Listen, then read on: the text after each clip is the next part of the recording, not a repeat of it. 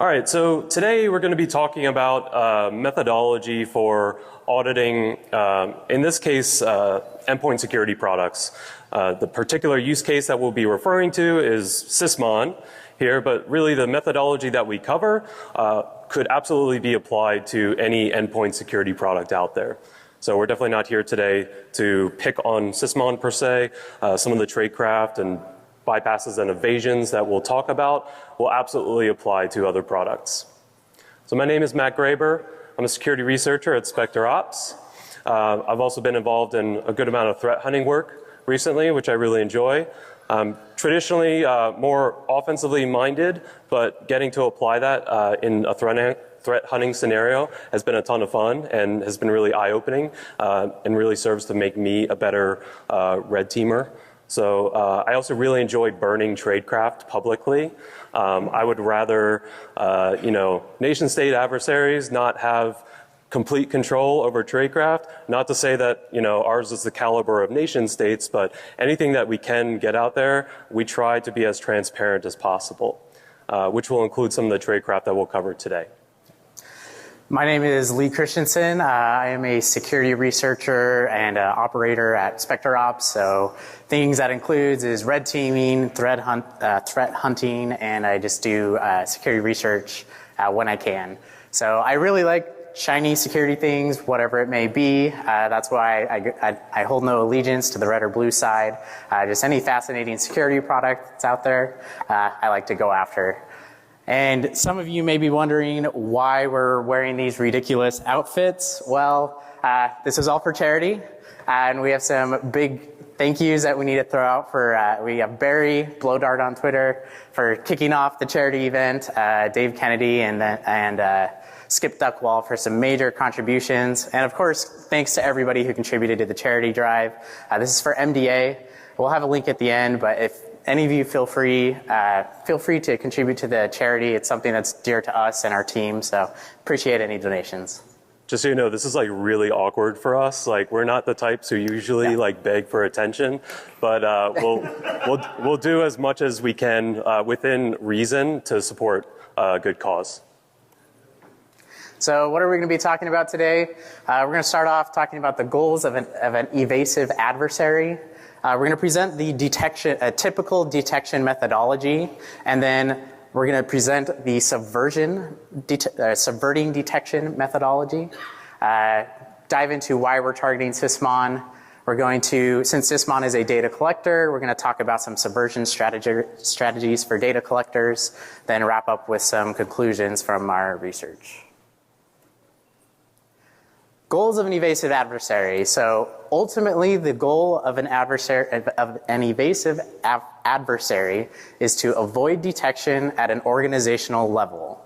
So if AV catches something and it's not forwarded to the back end to where the SOC can analyze it, that means detection has failed because the adversary is going undetected from an organizational level. This can be accomplished by blending in with normal, by exploiting defender biases when they're writing detection rules, and in general, just avoiding human eyes altogether. So if we can subvert the detection tools or data sources, then we will be successful as an evasive adversary.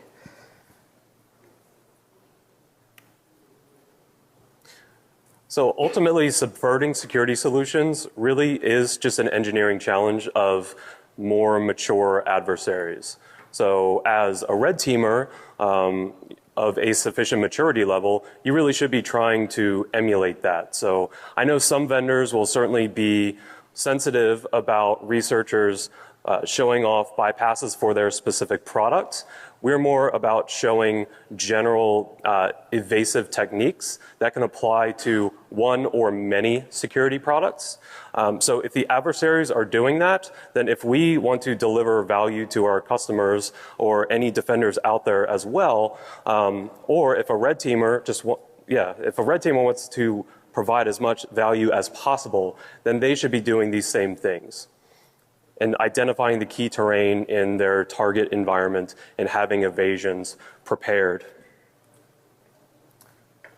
So like we said, ultimately an organization wants to be able to detect detect attacker activity inside of their network. So what goes into building out a detection? Because that's going to influence us if we're trying to subvert it. So a generalized adversary detection methodology is you identify an attack technique. So this could be a specific lateral movement technique or privilege escalation technique. You find a data source that may inform you, or that may provide data about when that technique occurs. So that could be like when a process is created. It could come from something like an ETW provider. Then you have to actually have a tool that will do this collection. So in this, Sysmon fits this case. It is a data collection tool. So we're going to apply a strategy to subverting that data collection tool. And I did just want to highlight that Sysmon is not, we wouldn't consider it to be like a full-fledged endpoint security product. It really is just a data collector that can be used to supplement existing or additional data sources. Yeah. And that brings us right into the next step of the detection methodology, which is transport. So this can take place within an endpoint solution itself, or the transport of events from an endpoint to a back-end analysis system like a SIM. And then there's enrichment and analysis that goes on with any events that are transported. And then there's some sort of classification, whether it's malicious, suspicious, or benign. And then, of course, if it is malicious or maybe suspicious, there's going to be some sort of alert. Maybe there's a blocking action as a response. This could also occur, like with antivirus. If there's an alert, it may write it to an event log. And then that event log will be transported, hopefully, eventually back to the back-end SIM. So just as we have these 7 steps for a detection methodology, those exact same steps inform our subversion methodology. So essentially, the detection subversion methodology is evading or tampering with any of the steps of the detection methodology. So instead of, as a converse to the first step, an attacker can select specific techniques that the target organization may not be aware of. They may subvert data sources, so they could disable a specific ETW provider if that's being used to generate the data. They could subvert the data collection tool, so suspending the tool or killing off the process. And ETW is kind of all the rage with a lot of specific vendors out there. Mm-hmm. And then an attacker may also take the approach of subverting the transport of that data, so disabling a log forwarder. The classification engine, say there's a specific signature, so AV is a classic example of this. It's very much signature based, so we just have to bypass the signature. And that's the component. We're attacking the classification component there, and then alerting and response. So can we somehow prevent an alert from ever being sent off to the SOC to be analyzed? So we could disable a log forwarder if that's what they're using to essentially ship off that, or we could use a firewall to block any communication of the endpoint to back-end alerting systems. So it sounds like what you're referring to is like a macro and a micro evasion strategy, yeah? Yep, exactly. So you have, at a micro level, you have what's occurring on an endpoint or some other part of the network. But if detection occurs there, the overall goal of the organization at identifying that there's an attacker is not complete. So the endpoint alerting has occurred, but somehow that alert needs to also be transported to the back end so that the SOC and the security team at an organizational level becomes aware of the detection as well. So you can subvert it at the micro level on the endpoint, so you can subvert detection there. And if you can also subvert detection at the macro level of preventing the SOC or the organization from knowing about the alert, then you are successful as an attacker. So we found that categorizing the holistic evasion methodology as such, or the detection methodology as such, is, although while each of these events may seem obvious and intuitive, we tend to like to have them written out because each category will have separate evasion strategies and tactics involved in each one of them. So what was our rationale for targeting Sysmon specifically? Again, defenders use it heavily. I know of some vendors that actually take dependencies on it, some of which those products we've run into in enterprises. So again, we're not here to pick on Sysmon per se. We actually have a lot of nice things to say.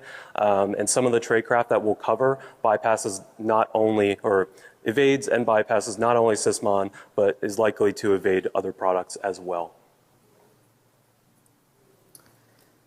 So we're going to specifically focus on data collector subversion strategies. Like we mentioned, Sysmon is a data collector, so that fits in right with step 3 in the detection methodology. So we're going to apply some strategies that we've come up with to subvert data collectors. Our interest as attackers is tampering, evasion opportunities, and any part of the attack surface that we could take advantage of. So if there's any vulnerabilities. In our experience, most vendors tend to focus on the attack surface analysis, maybe pay attention to the tampering part of it, but very few are paying attention to or putting a lot of research into the evasion aspect of things as well. They acknowledge the TAVIS threat. Yes. So again, we're going to focus on the data collector since Sysmon is that. The strategies we will be talking about are, number 1, familiarization and scoping of your research, data source resilience auditing, footprint and attack surface analysis, data collection implementation analysis, and the configuration of the tool. So that type of analysis. So step number 1, tool familiarization and scoping. A big part of this is just understanding what the purpose of the tool is and understanding the guarantees. So what do we mean by guarantees? This is tampering guarantees, under which circumstances can an attacker or does a product protect against an attacker, and also the collection guarantees of that tool. So what events does the tool claim that it is collecting? And does it do so correctly? And then understanding the threat models. So kind of going along with that tampering guarantee, what type of attacker is the tool secure against? So is this a low privilege attacker? Is it an administrator? Is it somebody in the kernel? Which aspect of attack or what type of attacker does the product protect against? And in general, just getting comfortable with the tool. So just installing it, configuring it, using it, seeing how it's used from inside of an organization. So Sysmon, taking the same approach. Sysmon is a user mode activity sensor. So it's not going to be monitoring things inside of the kernel. That's not its purpose.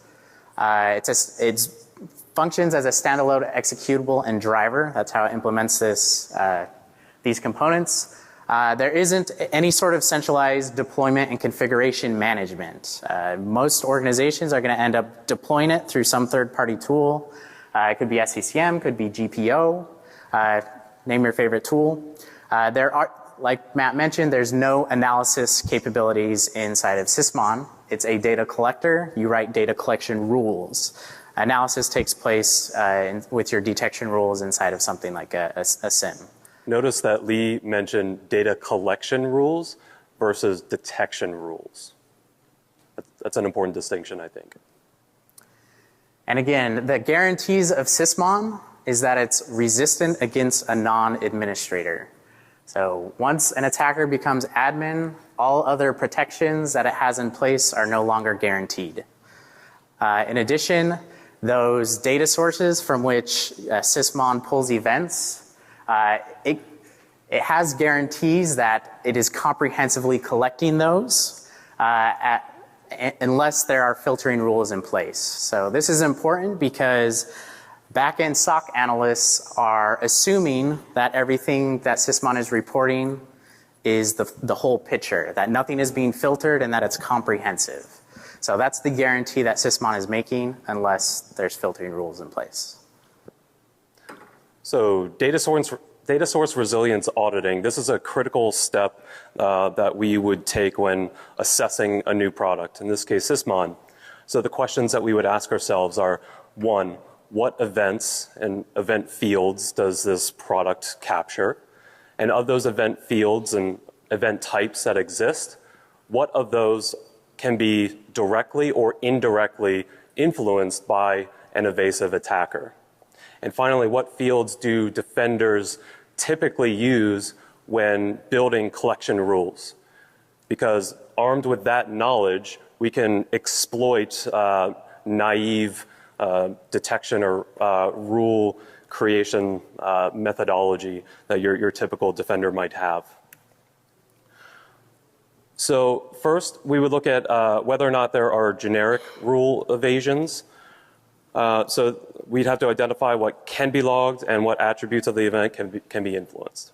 So Sysmon supports all of the following event types. So you actually have some pretty good coverage, and it is pretty understandable why defenders really like Sysmon, because it really is an outstanding supplementary source of event data.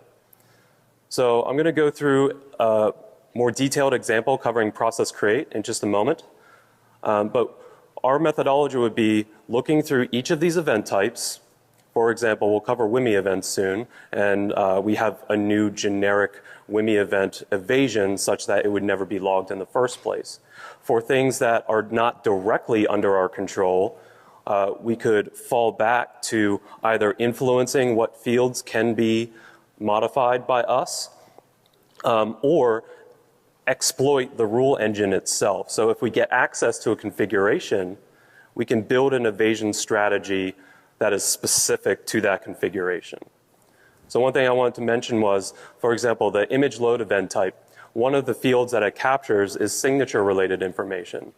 For a long time, and maybe up until now, a lot of defenders still assume that it is a non-trivial process or not even possible to evade signature analysis, whereby you'd have something indicating that a signature is valid and say that it is signed by Microsoft. So both of those aspects of code signing can be completely subverted. And there's various types of attacks. I have a white paper that covers one such class of attacks where signature analysis can be completely evaded.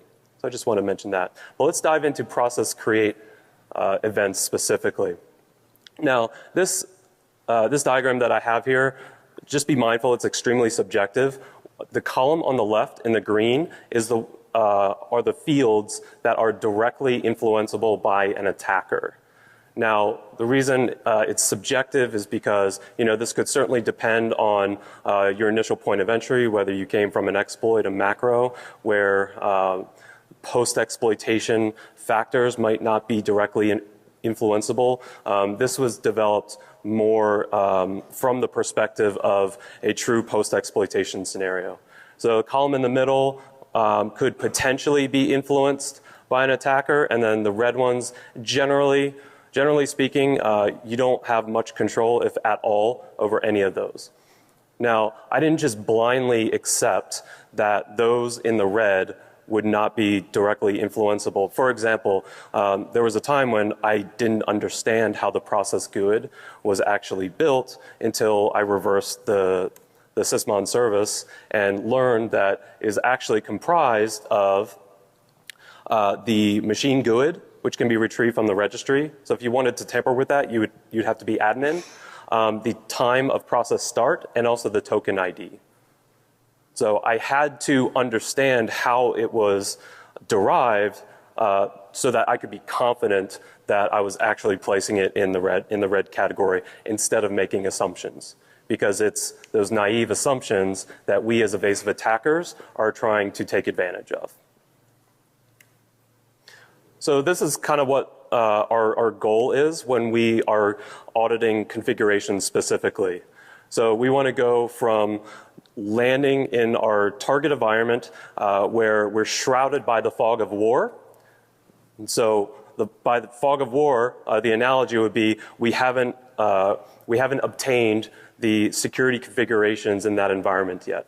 Our goal, ideally, is to obtain that configuration, ideally without getting caught.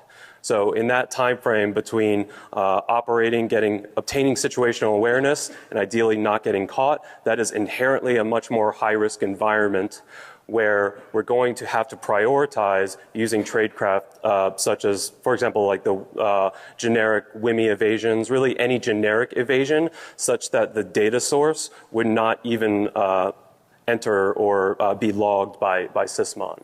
So we need to be mindful of that. The ultimate goal is obtaining the specific configuration for that environment. So in Sysmon, you would do sysmon.exe-c. Now, -c provides a nice way to parse out the rules blob which is contained within the registry. Considering we also consider attack surface analysis of Sysmon, I didn't dive into it too much, but I did really need to understand how the binary rules blob in the registry was formed. So I did write a parser for that. It's a PowerShell module called PS-Sysmon tools. So I use that a lot, and it offers an alternative way to recover and parse a binary Sysmon configuration. So the third step is the third strategy is data collection and implementation analysis. So this entails understanding what the data sources are for the collection tool. So that could be an ETW provider, it could be a kernel driver, a mini filter driver that's queuing up events.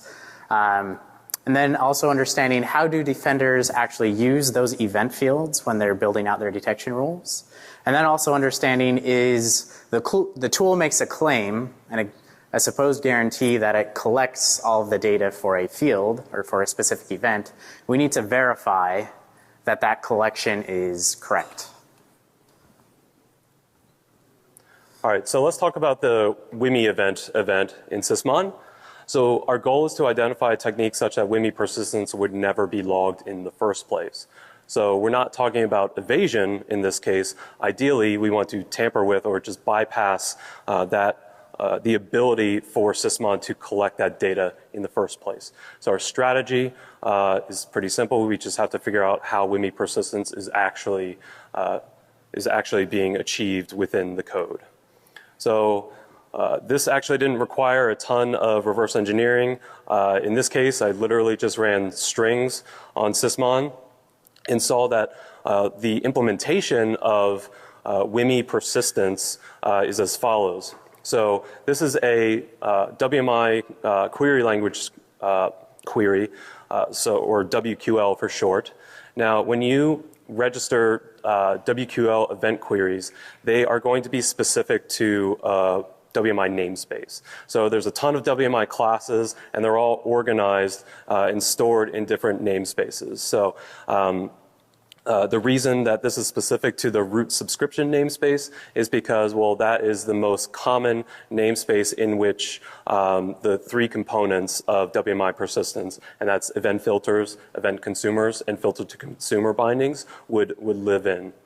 So let's parse this out a little bit. So select star, so that refers to give me all properties from an instance operation event, and that is the superclass of an instance creation, instance modification, and instance deletion event. So this is casting a relatively wide net on WMI persistence on whether you're basically creating or modifying existing, like in the case of modification, modifying existing legitimate WMI persistence, where the target instance is of what WMI class type? Event consumer. So a consumer is where you insert code. So that could be a command line event consumer, so execute PowerShell.exe, whatever. It could be an active script event consumer, where you're executing inline Windows script host code, like VBScript or JScript. Or the target instance is an event filter. An event filter defines the event that you want to trigger on in the form of something like this, a WQL event query. Or it's a filter to consumer binding. This is the thing that binds the filter and consumer together and actually registers the WMI persistence. So I know from previous experience that it's not just the root subscription namespace that these WMI persistence artifacts actually live in. They also live in the root default namespace. So Microsoft, the developers of Sysmon, just happened to neglect this one.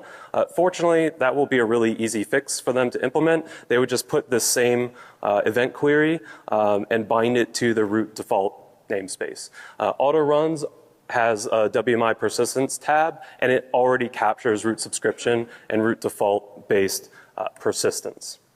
So I wouldn't be extremely satisfied with doing WMI persistence on an op using the root default namespace. Well, one, because I'm kind of burning it right here, and because it's easy to fix. So that may not last forever.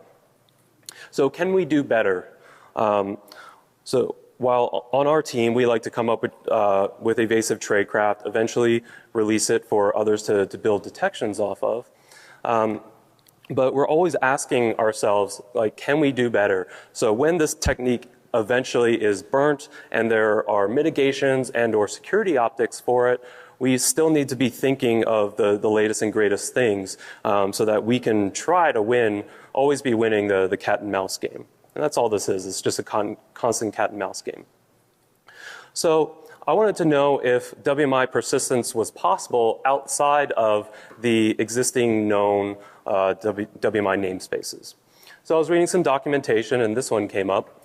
And it turns out that every namespace in WMI is automatically populated with system classes. So a system class is any class that starts with underscore underscore, 3 of which are event filter, event consumer, and filter to consumer binding. Now, what you don't get are the standard Microsoft event consumers, which would be like ActiveScript event consumer, command line event consumer, and various others. So that's a problem, that we don't have those exposed to us in a non-standard namespace. So what do we do?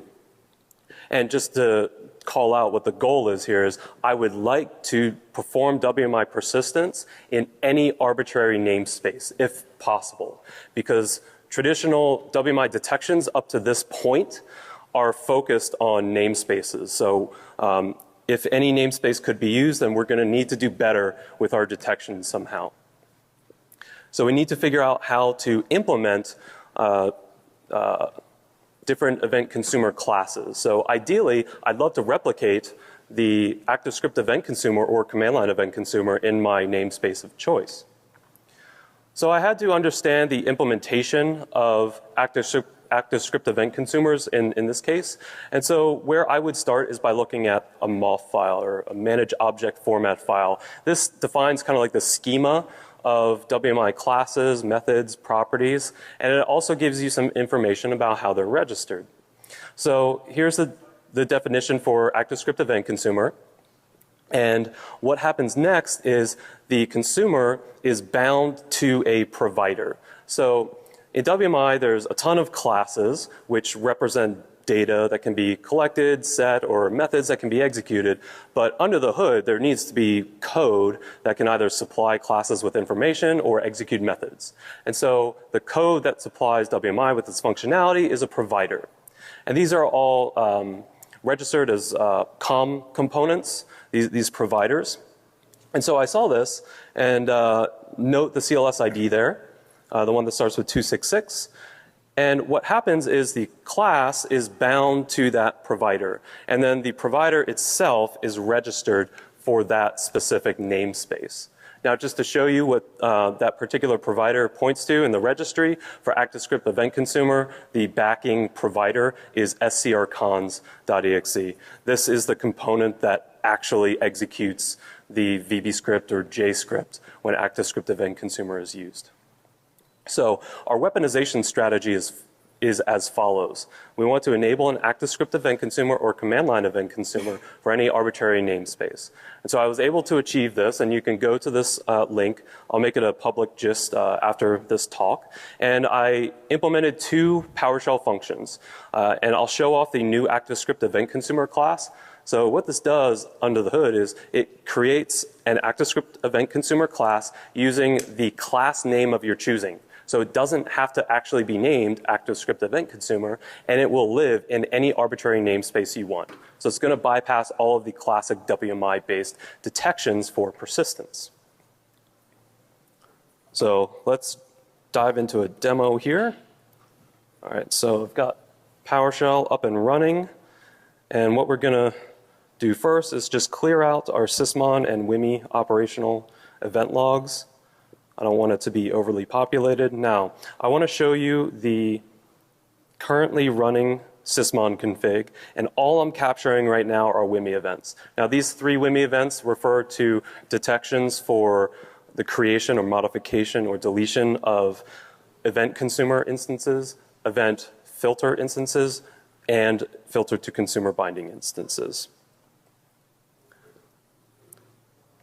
Now, I'm going to load the code that implements new ActiveScript event consumer, create my class, and notice that the namespace I specified is foo. So this is going to live in the root foo namespace, and the class is actually called not an ActiveScript event consumer, just to show you that you can name it whatever you want. So confirmed that that was created in the root foo namespace. Now we're going to create a file that our little payload is going to write to. So here's a little VB script payload that we're going to run. It's just going to show the date time. It's going to execute every 5 seconds using an interval timer instruction, or interval timer class. Select star from timer event where timer ID equals our timer. So the event will trigger every 5 seconds. And then we're going to register our event consumer. In this case, our not an ActiveScript event consumer class in the foo namespace. And finally, register everything using a filter to consumer binding. So let's run that, get our persistence going in the non-standard namespace. And if everything works out, every 5 seconds, we should see our payload executing as system. So nothing terribly special about what you're seeing. This is still your classic WMI persistence. The difference being it lives in an arbitrary namespace using an arbitrary class name. Now, just to prove that that Sysmon does not capture it, event ID 21 refers to creation, modification, or deletion of filter to consumer binding instances. So we don't have an event for that. If this lived in root subscription, it would have captured it. But fortunately, starting in Windows 10, we have a mitigating detection, which I think is amazing. In the Microsoft Windows WMI activity operational event log, we get the full context of that persistence. So this is a great way to highlight that Sysmon is very much a supplemental data collection tool. So there will always be other better supplementary event log sources. In this case, if you're in a Windows 10 environment, then you get this one. So this captures the namespace context, the name of the event consumer, the class name of the event consumer, and all of the context related to its registration.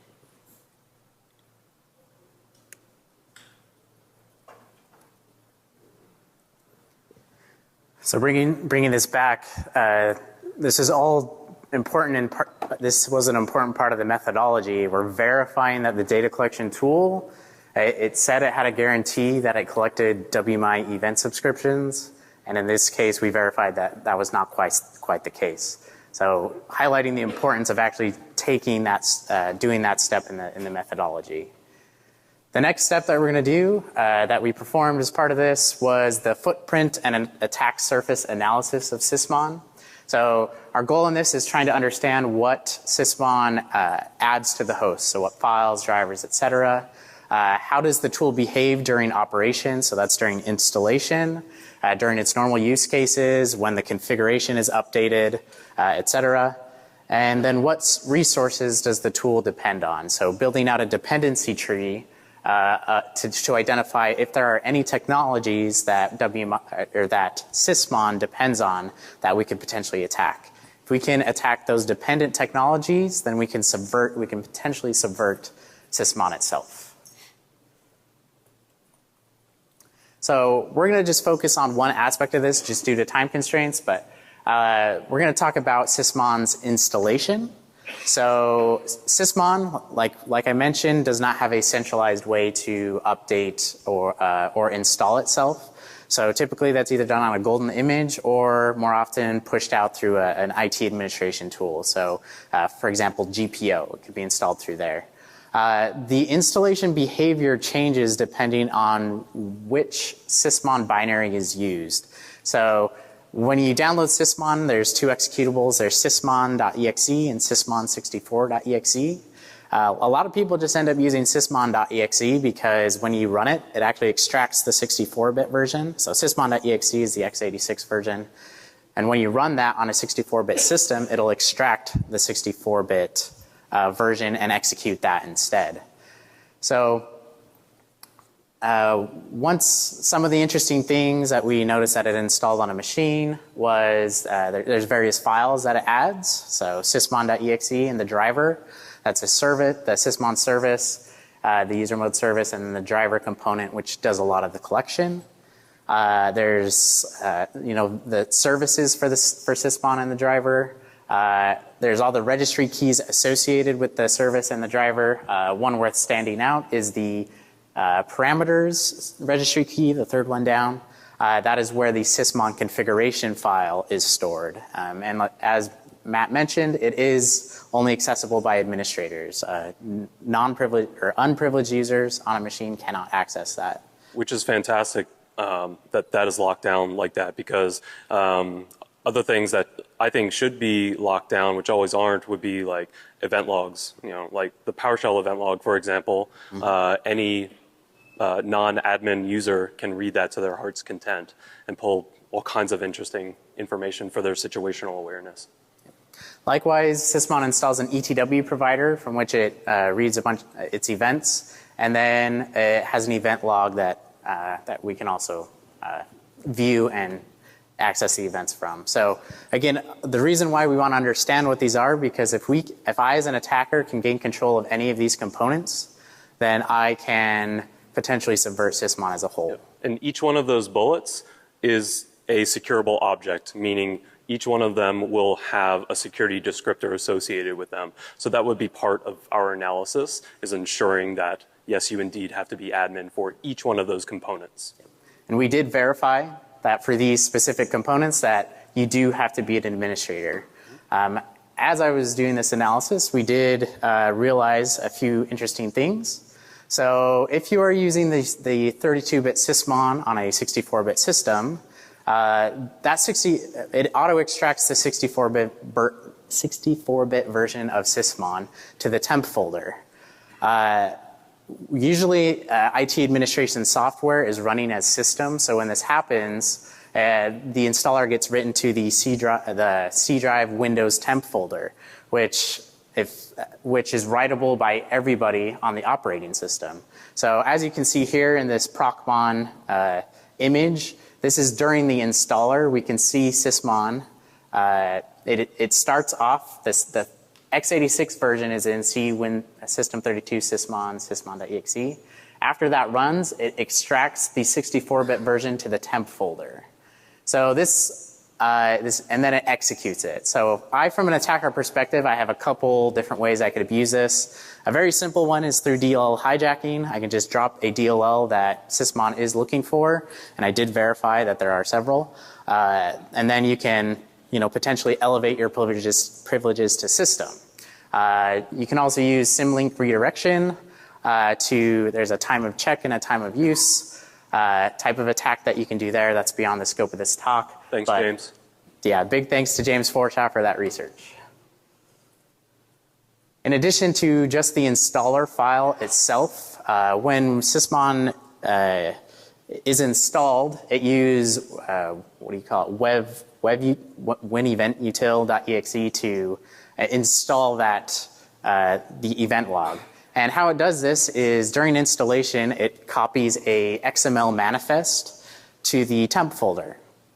And exploitation of this takes a little bit of little finesse. So as you can see in this screenshot here, the highlighted items show where that file is added. So the first highlighted item at the end, you can see it's dropping it to C Windows temp, and then it's called man, and then 4numbers.temp. So that's going to, Sysmon attempts to find a non-existent file, and it uses that same format. So man, 4numbers, then .tmp. So I had the idea of, well, what if I just exhaust that name, that character set? So those numbers are always going to be, alphanumeric. So if I add, that's going to be 36 potential characters, 36 to the fourth because there's 4 characters. So I wrote 65,535 files to the temp folder and then removed write access to them so Sysmon could not write to them. And when that happened, an interesting behavior occurred. It always created the file created the file man1.tmp.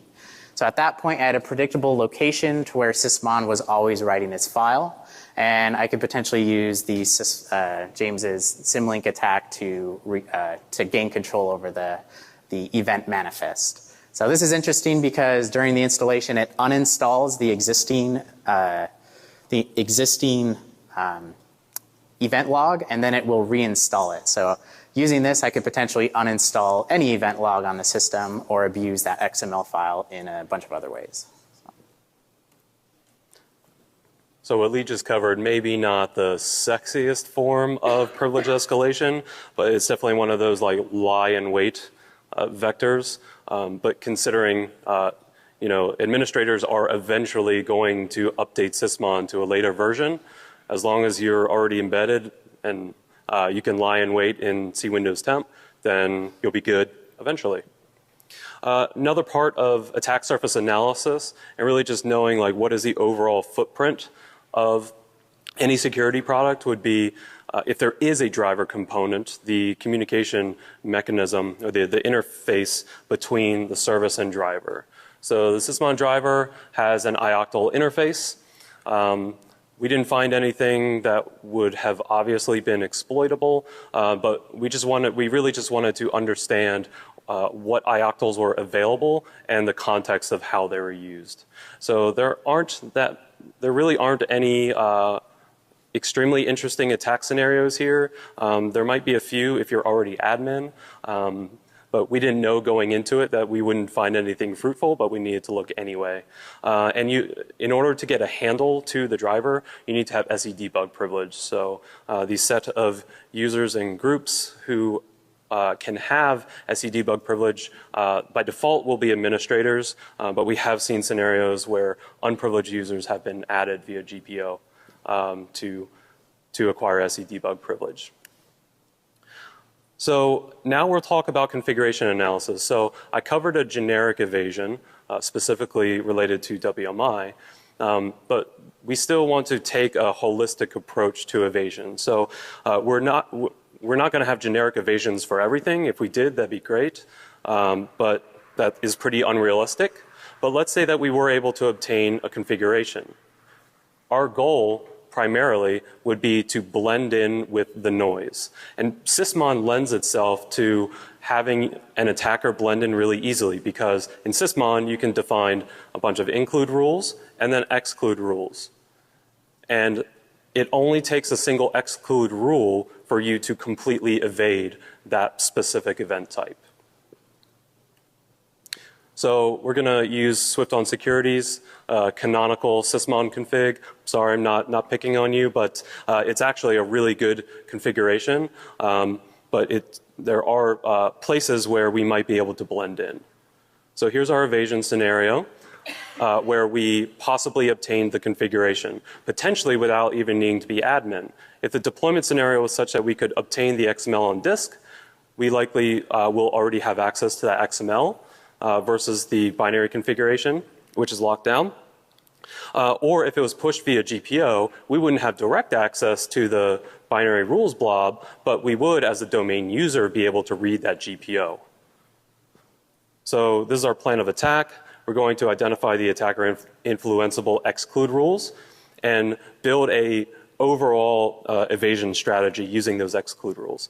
So here are the process create rules that I identified as being interesting. And the reason is one of the event conditions that I really like is the contains condition. And that's because I could have anywhere in my command line this thing that will be evaded. So if I have anywhere in my command line acro read 32 and that extra component, then I'll evade all process create rules.